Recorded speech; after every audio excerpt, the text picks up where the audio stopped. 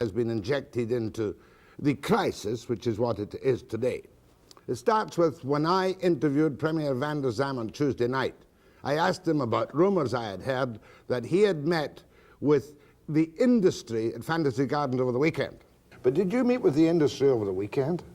No, not officially. Unofficially? I've had people from industry call me over the weekend. I've had people from the I.W.A. come by over the weekend to talk to me. And frankly, that's one of the advantages of having a place where people can see you a little more freely on your day off. I don't take off to the beach. Who came to see you from the industry? I don't need to reveal the names of those that who came from the union? By.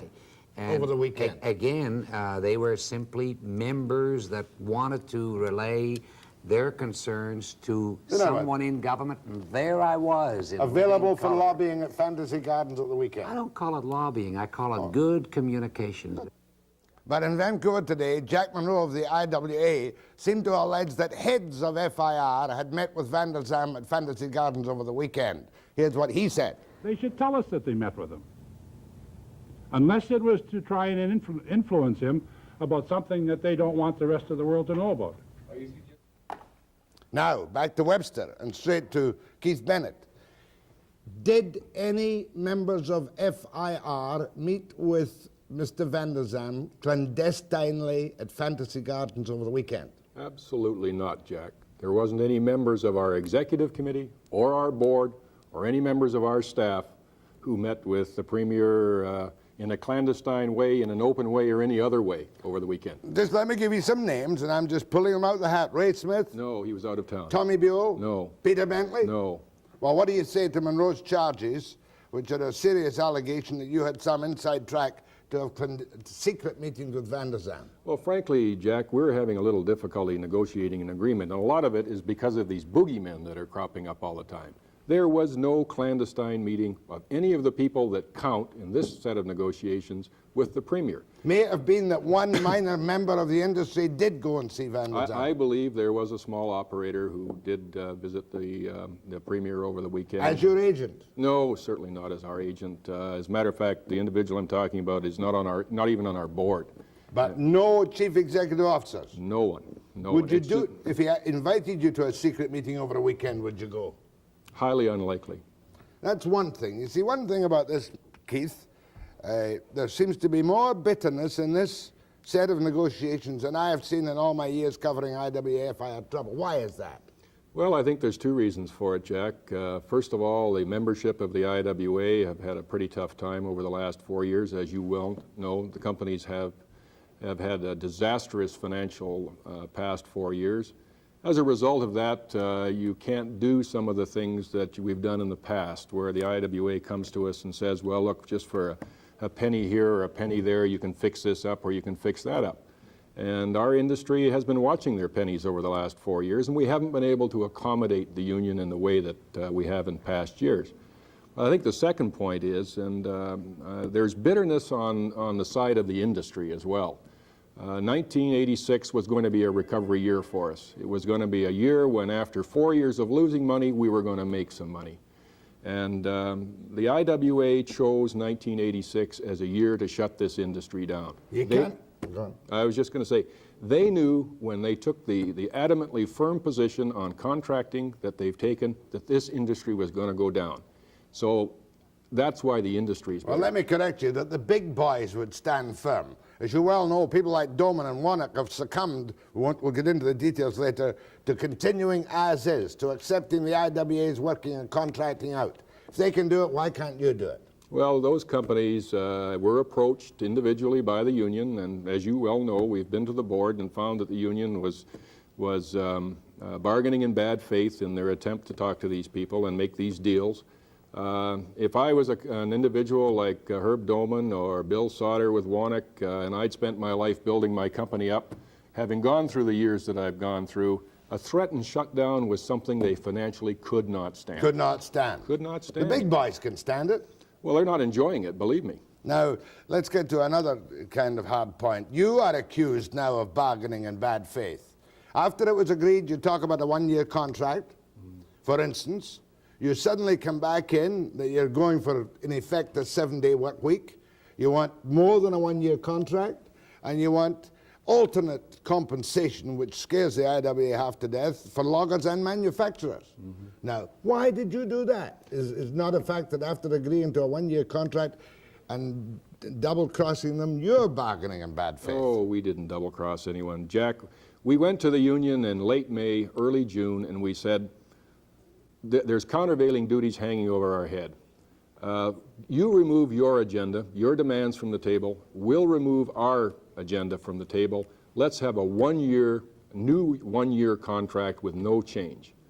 We wanted a quick fix at an early date. The I.W.A. said no. They said our two main demands stand. And since then, of course, there hasn't been any collective bargaining. All we've been doing is calling each other names in the media. And if we did sign what would be called a one-year agreement today, in effect, it would be a 9-month agreement. And if we would also be back into bargaining in 6 months' time. Are you accusing Munro of trying to one-up the pulp union? Well, he's been trying to do that all along. And that's one of the major issues. That's one of the reasons we have a scrap. Our customers, our marketing people, we don't want to be into this mess again in 9 months from now. And that's why we're saying the one-year fix didn't work. Let's have a 2-year deal. Is it not the overall policy, and I've got some of your suggested amendments here, that you want much more freedom to contract out, to trim down your labour force, to avoid overtime, and that's why Munro and the union are really quite desperate to stop you. You want to trim the labour force by contracting out as much as you possibly can. Wrong. We don't want to change anything. Well, you do. No, we don't, Jack. We've had the so-called Billings-Moore letter for years, since 1970. It says we will not replace our employees with contractors. We've re-offered that. We don't want to change anything. The I.W.A. is talking about contracting out forklifts, contracting out carriers. I've got a letter on my desk from a lady whose husband is a carrier driver. She is frightened to death that he's going to lose his job to a contractor. We haven't contracted out carriers, and we're not going to contract out carriers. But the union says to you, the wording should be, and I hate getting into this detail, the company, this is what they want, will not contract out any work performed by employees at the effective date of the agreement. Right. Will you agree to that? No. No, we won't. Well, you tell me you're not going to contract out, and here's a nice simple statement. The company will not contract out, but you won't agree to that, to any work being performed at the effective date of the agreement. Right. We have to contract out, as you know, in the woods. Under tree farm licenses, we have to contract out 50%. We will continue to contract out. What the I.W.A. is saying to us is that if you perform a job function in an operation today, then you will always perform that job function. Correct. And we can't live with that, Jack. The examples that they've given us. Hold your breath for a moment, Keith Bennett of FIR. I'll be back with you on the detail after the break.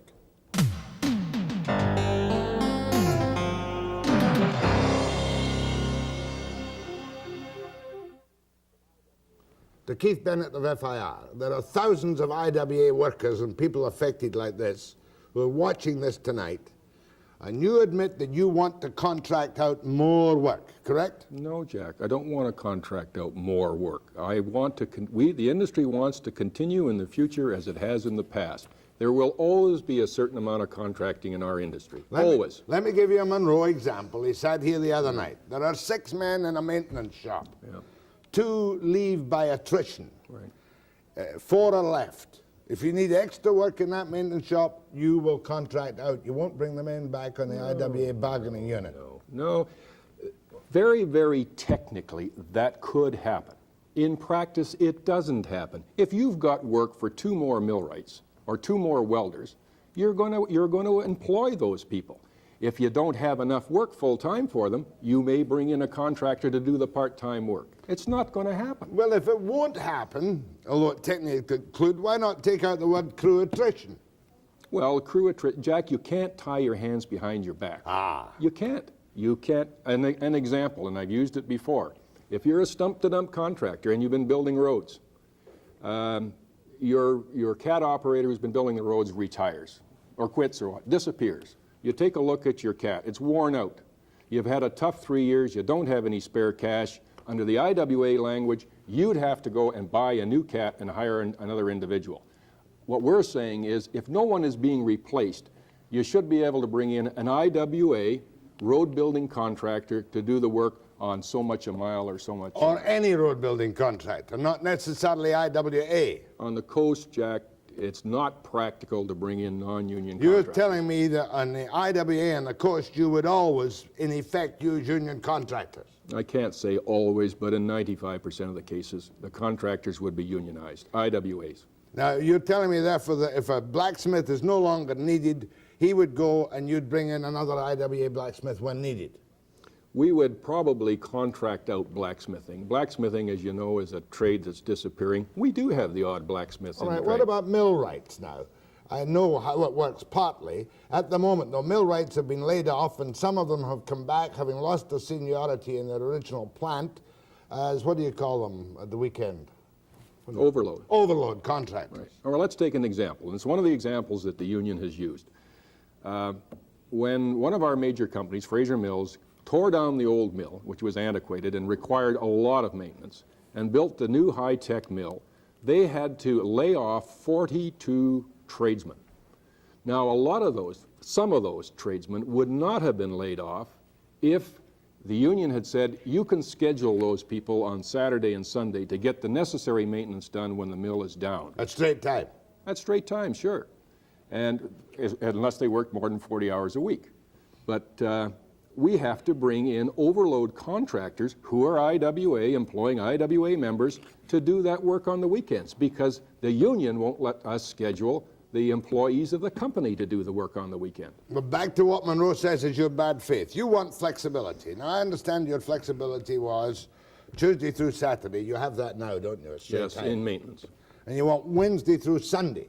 Wednesday through Sunday, Sunday through Thursday, any schedule that stays within the confines of a 40-hour week that will allow us to get the necessary work done when the mills are down. Well, you know that Munro and the union have refused that time and time and time again. Well, one of these days they're going to have to wake up, Jack. But he says his men shouldn't have to work on Sundays, a day of rest, etc. Nobody likes to work on Sundays.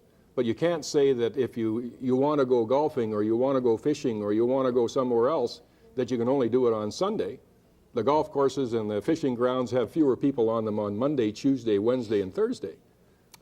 I don't think Munro disagreed with me the other night when I said to him that his position is he wants a guarantee of all unionized positions in bargaining units and in locals, except in effect for technical, technological change or permanent closure. Right. Now, if he gave you the 7-day work week or the flexibility, would you go for that? We can't go for that language precisely, but what we have offered the union, and we offered this some time ago, we said, look, if you will give us the flexibility to schedule shifts, then we'll endeavor to limit the additional contractors coming into the industry. That's a bit weak, though, isn't it? Well, what can you say that you will never have a contractor in the industry again? You can't make those kind of commitments. It's like the de-stuffing clause on the waterfront. It probably looked a little innocuous when they put it in, and they've been trying to get rid of it for years.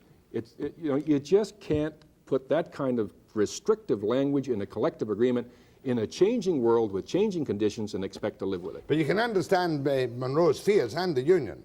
A guy's got 20 years service, the plant gets closed down.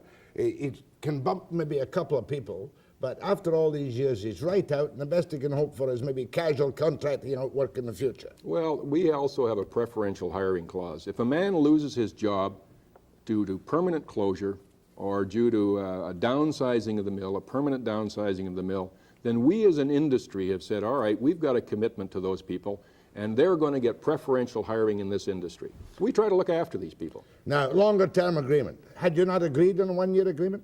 Only on the condition that we both hoisted our agendas and made a quick fix. That's what we agreed on a one-year agreement. So that hasn't happened. You're going through the old tribal dance, you're back to square one. Well, we're not back to totally square one. We had quite a few demands on the table, and we're only talking about, other than term, we're talking about two things. And flexibility was already included in the proposal that we made to them. So there's only the one additional item, and that's alternate compensation systems. What does that mean? Pay cuts? What? Alternate compensation for loggers. Now, they're on day rates at the moment or on hourly rates. Well, you're talking about fallers. This isn't intended to apply only to fallers. We think that we can get improved productivity, lower costs, if we reward our employees for improved performance. And that's what it's all about. You would call it piecework, he would call it speed up. No, he'd call it piecework and speed up. I would call it increased productivity rewards. More with Keith Bennett. Why are you not meeting in private? Why have you not been meeting in private for weeks now instead of fighting in public? Well, I wish we were meeting privately, Jack. I wish our two committees quietly were sitting down and trying to work out an agreement. But you and Munro aren't talking to each other in public these days. Well, we're not even talking to each other privately. After the break.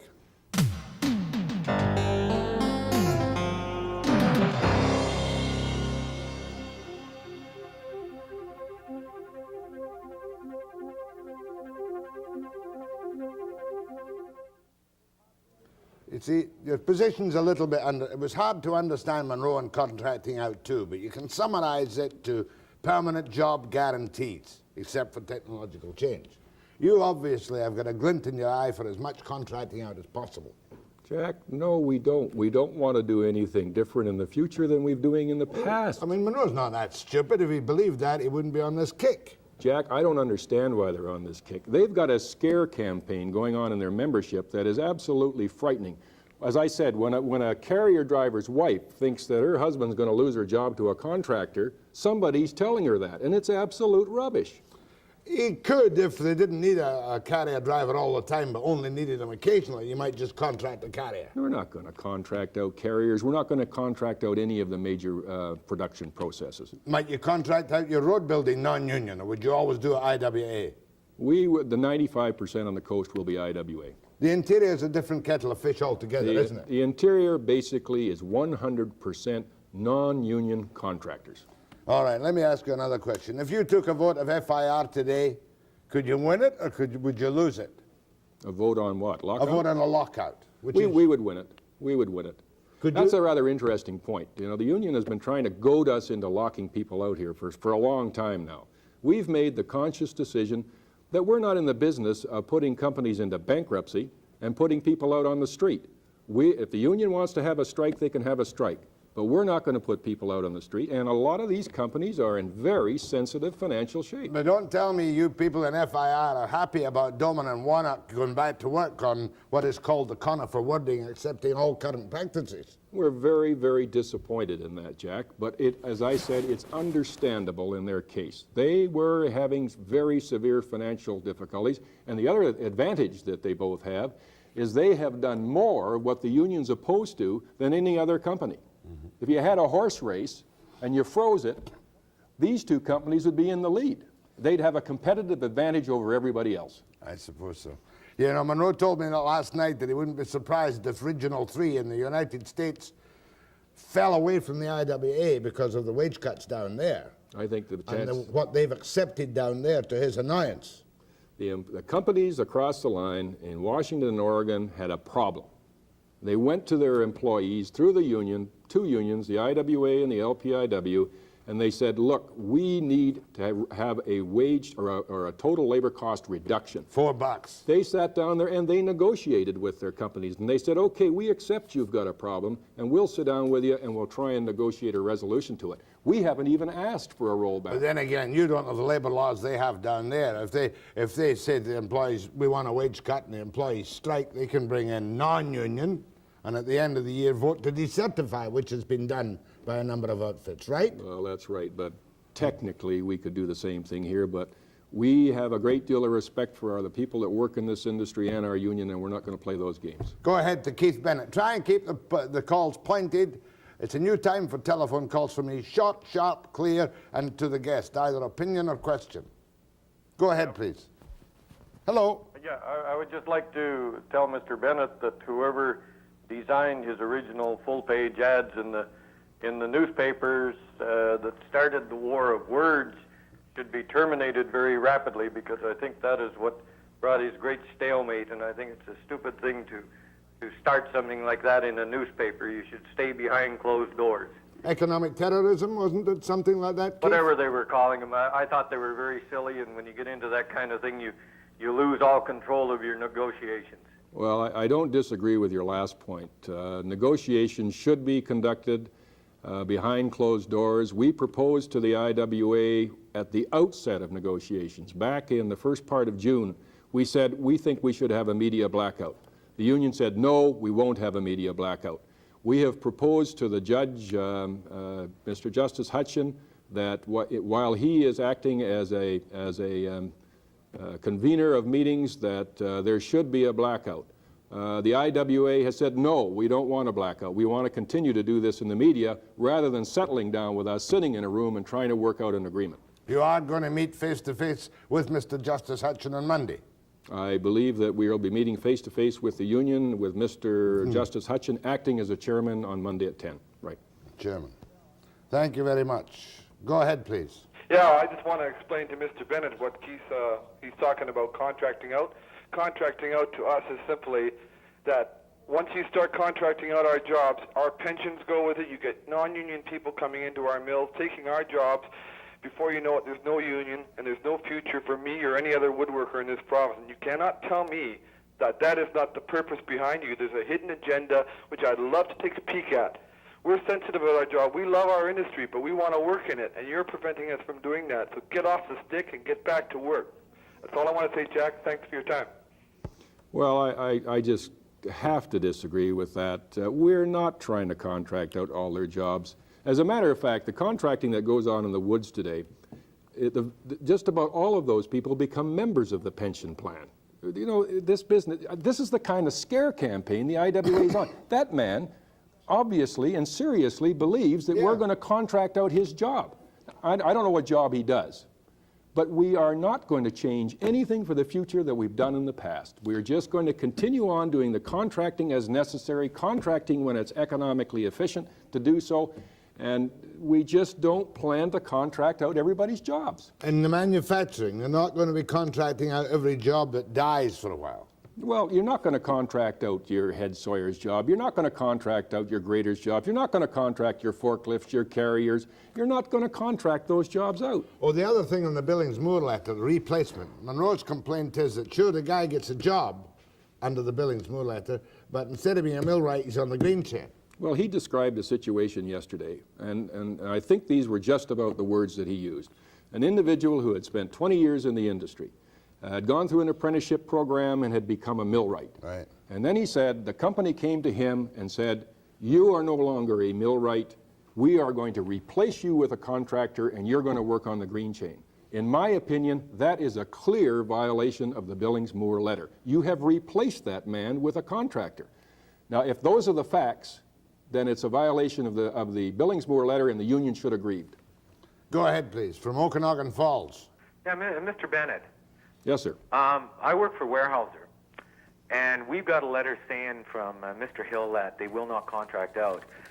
We know for a fact, and this is maybe through the back door, but there's a guy that operates a truck and a loader, and the company, he's already an I.W.A. member, and the company has already come to him and said, look, would you be interested in buying the truck and the loader, and we will contract you out? Okay, hold that there. Can you answer that briefly? Would that be a proper thing if suggested by Weyerhaeuser? Yes, I don't know the facts of the situation, but assuming that that's the case, this is where the independent businessman comes from in our industry. People decide that they want to get into business on their own and they want to become a contractor. All of the big contractors today started in some small way by taking a truck or taking a loader and saying, we'll do it that way. As long as they don't move into an operation and replace an I.W.A. equivalent in the union The job. Billings-Moore doesn't allow them to do that. Fair enough. Keith Bennett, FIR. Big meeting Monday with the union and with Hank Hudgett. I'll be back Monday too with a senior official of the United Nations, Webster, 5 p.m. precisely.